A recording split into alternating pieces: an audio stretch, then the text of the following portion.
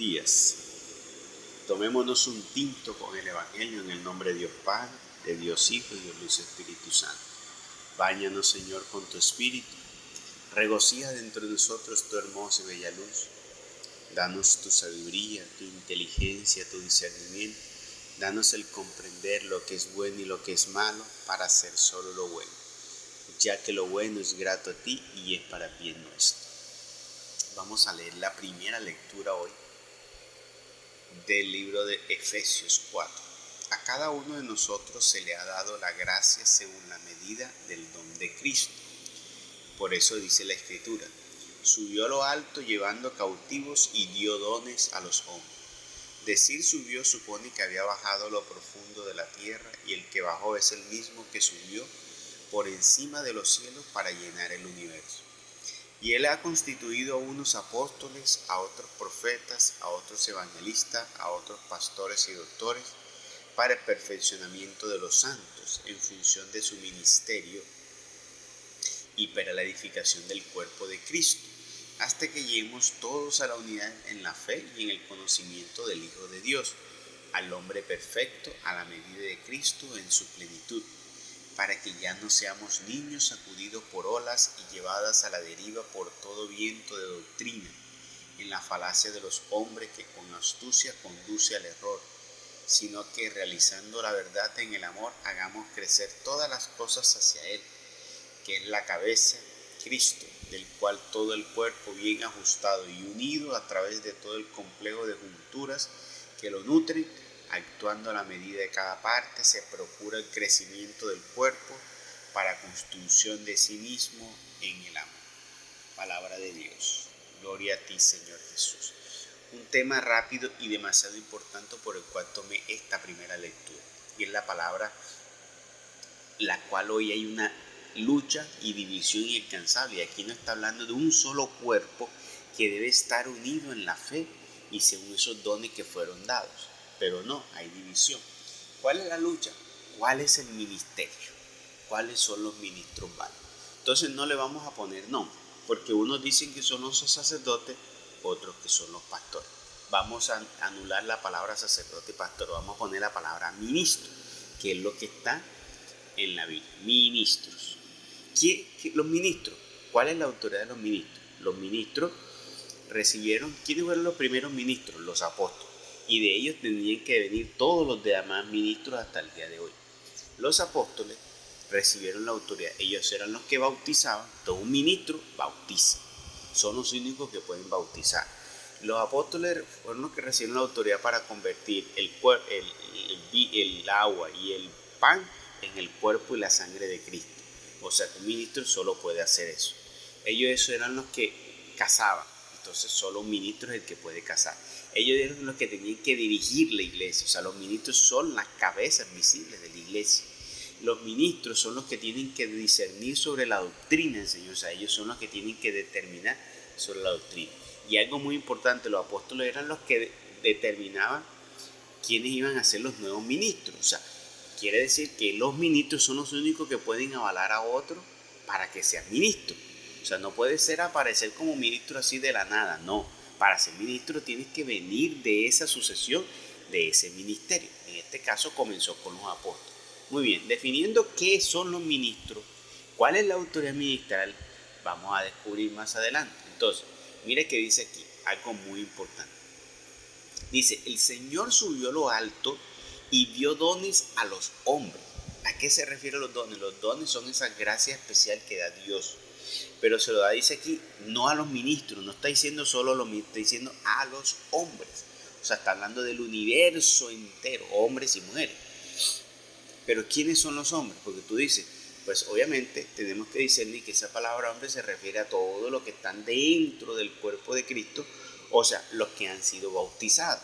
Porque el Señor dijo que no se puede entrar al reino de los cielos ni ser parte de él si uno no nace del agua y del espíritu. Entonces todos son los nuevos nacidos. Y los nuevos nacidos nacen del agua y del espíritu. ¿Qué quiere decir?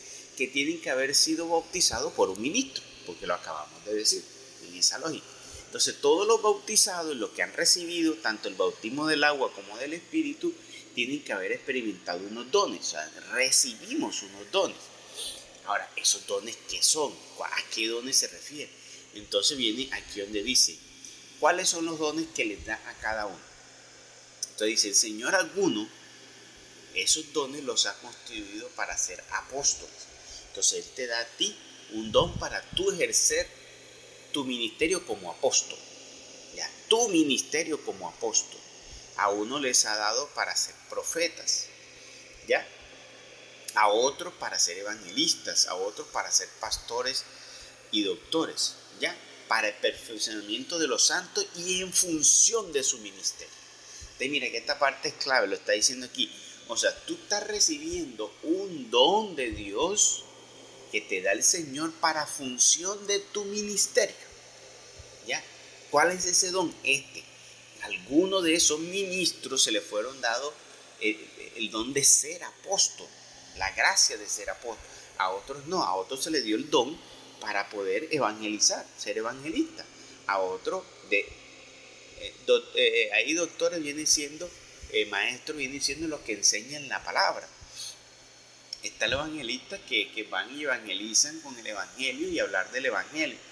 Y los pastores son los mismos ministros que ejercen el don de pastoreo. ¿Cuál es? O sea, visitar y estar pendiente a las ovejas, consentir a las ovejas, mirar las ovejas, ¿ya? Entonces, no es que los apóstoles es un ministerio, no es que por allá tuvo una experiencia con el Señor una persona, entonces comenzó a evangelizar, entonces ya es un ministro. No, tenemos claro que los ministros, para que sea una persona ministra, aunque haya tenido una experiencia grande con el Señor, esté manifestando dones, carisma, tenga visión, esté sanando, para ser ministro no es simplemente porque yo tengo visión y porque yo se sana a la gente, porque yo tengo revelación y porque yo predico. No, si una persona llega donde mí, porque yo un día estuve orando de unas personas y Dios se manifestó y una persona me dice, ay, yo quiero que usted me case, yo no le puedo decir yo te caso, yo tengo que decirle vaya donde el ministro que lo case. Si una persona viene donde mí, ay, yo quiero que usted me bautice y bautice a mis hijos, no, vaya donde los ministros, que son los que pueden hacer. Ay, ¿usted por qué no hace la ceremonia de consagrar el pan y el vino como hicieron los apóstoles? No, es que yo no soy ministro. Vayan donde los ministros. Eso sabemos que nosotros, por tener una experiencia con el Señor y fuimos renovados por el Espíritu Santo y recibimos gracia del Espíritu Santo, no nos hace a nosotros ministros. Eso tenemos que tenerlo claro. Nosotros no nos hace ministros experimentar los dones del Espíritu Santo, la gracia del Espíritu Santo, el poder del Espíritu Santo. No nos hace ministros. Para ser ministro tengo que recibir esa autoridad por medio de los que ya son ministros, o sea, lo que llamamos sucesión. ¿Y dónde comenzó esa sucesión? En los apóstoles. Y ellos fueron ¿qué? Dándole sucesión a cada una de las personas.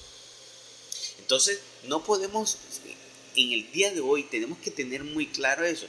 No podemos a todo el mundo determinar de ser ministro, porque hay muchas personas por ahí que están bautizando, ¿no? Simplemente porque tuvieron una experiencia con el Señor. Hoy predican, oran, y entonces ven que las personas caen y lloran, y mejor dicho, y suceden cosas maravillosas, entonces ya están casando, ya están bautizando, ya están del cuerpo y la sangre de Cristo. No, Señor, ustedes no son ministros, a menos que lo haya recibido de alguien que sí ha sido ministro. Porque no puede suceder que porque yo tuve un sueño maravilloso con el Señor, me levanté hoy siendo ministro. Eso es falso. Eso es un engaño. Tenemos que tenerlo claro, ser maduros en la fe y no dejarnos llevar, porque aquí el Señor lo ha dicho.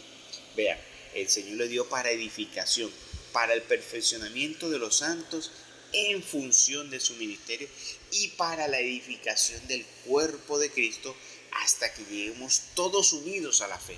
¿Dónde está esa unidad? Si por allá uno soñó y es ministro, por acá entonces diferente a ese otro soñó, tuvo una experiencia y también es ministro, y por allá hubo otro que soñó y se manifiesta el Espíritu y también es ministro, y cada quien toma atribuciones propias y particulares haciéndose llamar ministro, y tú los ves por ahí ejerciendo cuestión de ministro.